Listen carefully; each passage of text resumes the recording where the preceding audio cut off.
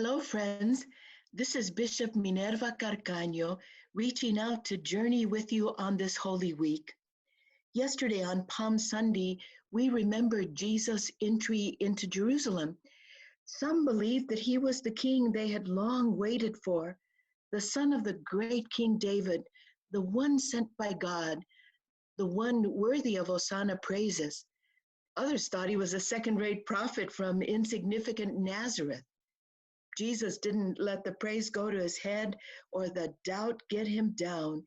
He just went on doing his sacred work of calling people to do the right thing, to be the people of God. In Eugene Peterson's translation of the Bible, Jesus arrived in Jerusalem and went straight to the temple and threw out everyone who had set up shop buying and selling. He kicked over the tables of loan sharks and the stalls of dove merchants. He quoted this text, "My house was designated a house of prayer. You have made it a hangout for thieves." Now there was room for the blind and crippled to get in. They came to Jesus and he healed them. It wasn't that buying and selling in the temple was a bad thing. People needed the right coins and doves to bring as offering to God. What was a bad thing was that some of the merchants in the temple were dishonest and took advantage of those who came to worship God. Loan sharks describes what they had become. And if we know anything about loan sharks, it's that they take advantage of the poor, of the vulnerable, and of the oppressed. There is no coincidence in the fact that once Jesus threw out the loan sharks and thieves from the temple, there was then room for the blind and the crippled to come into the temple and be healed by Jesus. I've been wondering what we may be doing that perhaps keeps our churches from fully being houses of prayer and places of welcome to those who most desperately seek prayer, refuge, and healing. This is a good time to think about this.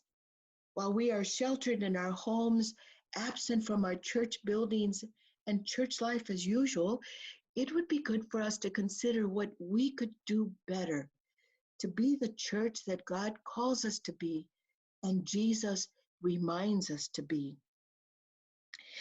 I'm not saying that any one of us has turned into a loan shark or is a thief worthy of being kicked out of church, but over my life and ministry, I have seen how easy it is to fall away from being God's house of prayer and from being a place that welcomes and cares for everyone, especially those who need the most care.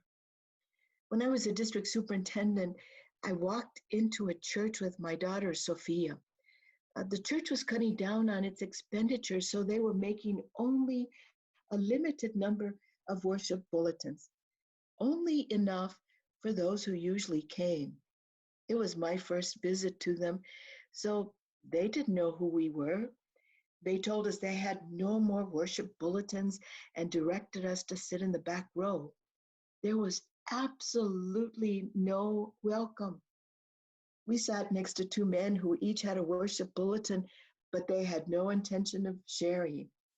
That was until the pastor recognized me and introduced me as the new district superintendent. Then one of the men quickly gave us his worship bulletin, but not soon enough. We'd already felt and experienced being left out and left behind. And I was the district superintendent. What if my daughter and I had been a mother and daughter struggling in life, needing a place to find refuge and help? I confess it was hard to pray that morning in church.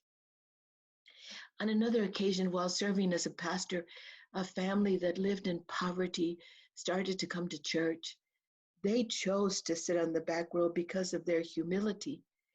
Very few of the church members truly welcomed them. They saw them as people who were just looking for a handout. But as the pastor, I knew that they were there because they loved God and wanted to be with others who, like them, were committed to walking with Jesus. They asked for nothing other than to be a part of the church and gave more than most. They gave their tithe and contributed to every cause the church tried to meet. They labored at the church every time they saw a need. They cleaned the church buildings. They cut the grass, repaired what got broken. When someone was ill, they visited them. If someone needed transportation to church or the doctor or the grocery store, they were there with joyful smiles. One day, the father of this faithful family was elected chair of the church board of trustees. On that day, we lost a member of the board of trustees because, as he said to me, he was not going to serve with an uneducated, stinking Mexican wetback.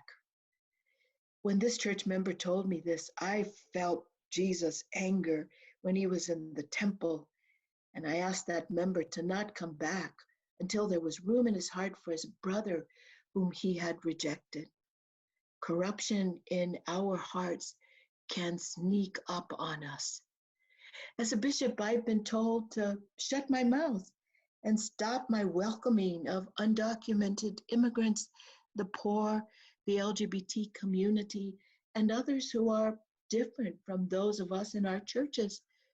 Sometimes, sadly, I feel the disdain among even some of our very own church members in our area because of my gender and the color of my skin. Friends, whose church is it? What kind of church are we supposed to be? I think Jesus is clear. The church belongs to God who calls us to be a people of prayer, justice, and care. Those whom Jesus kicked out of the temple were those who did not pray, were unjust, and did not care for others. It took purging them from the temple for the people of God to again truly be the people of God. And Jesus showed them and shows us exactly how we are to be the people of God. We are to make room for the blind and the crippled, the left out and rejected, those who are excluded and are in need of healing. With Jesus, we are to clean house and do whatever it takes to make room in our hearts for prayer and room in our lives for others. Pray with me. Forgive us, Lord, for making your church something other than what you expect it to be. Forgive us for making it ours, a place that benefits us at the expense and exclusion of others. Our sinful ways leave your church unable to pray and unable to be your church in a hurting world. Forgive us, Lord. On this Holy Week, help us to see what needs to go from our hearts and our way of being so that we can again, or at least more faithfully, be those who give witness to your love. Make us a people of prayer, of welcome, of care, and of justice. Amen. Friends, let's keep thinking and praying together. Talk to you tomorrow.